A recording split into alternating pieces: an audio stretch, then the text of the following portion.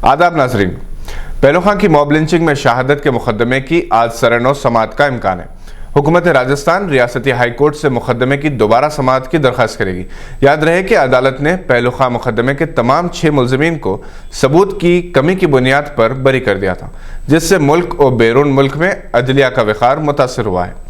इस मुकदमे में पुलिस का रोल मशकूक पाया गया, क्योंकि इन्वेस्टिगेशन ऑफिसर ने पहलू खां के बयान को रिकॉर्ड करने के 16 घंटे बाद अपनी रिपोर्ट दाखिल की थी।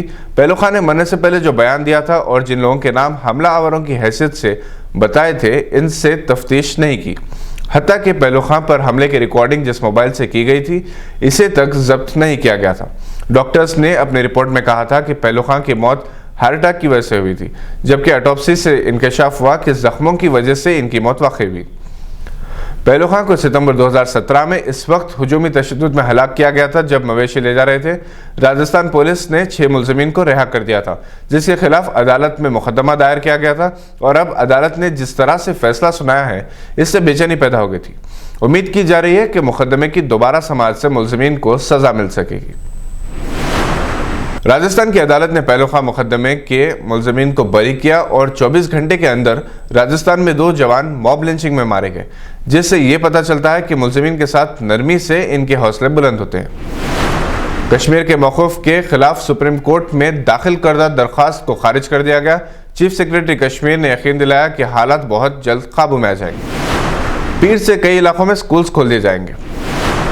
मुख्तलिफ उलमाए कराम और अकाबिरीन ने मुसलमानों को तलखीन की है कि वो शहरियत से मुतालिक अपने दस्तावेज़ात को इकट्ठा करें। अगर कोई अहम दस्तावेज़ नहीं है तो इसे बनवा लें। अप्रैल 2020 से सितंबर 2020 तक मुल्क भर में नेशनल पोलिंग रजिस्टर, जो मरदमशुमारी का रजिस्टर है, इसके तहत तमाम बाशिंदों का आधार कार्ड डिजिटलाइज किया जाएगा। इसे NPR कहते हैं। NPR national register of citizens यानी NRC की सिमत पहला कदम है।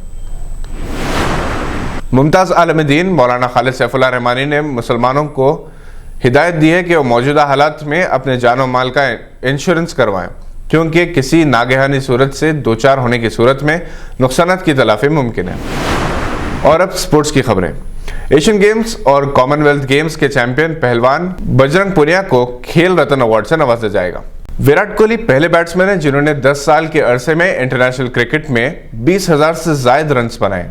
इन्होंने अपने वनडे करियर की 43rd सेंचुरी बनाई और अब सचिन की 49 सेंचुरीज से 6 कदम पीछे हैं। बहैसियत कप्तान कोहली ने 76 इनिंग्स में 21 सेंचुरीज बनाई।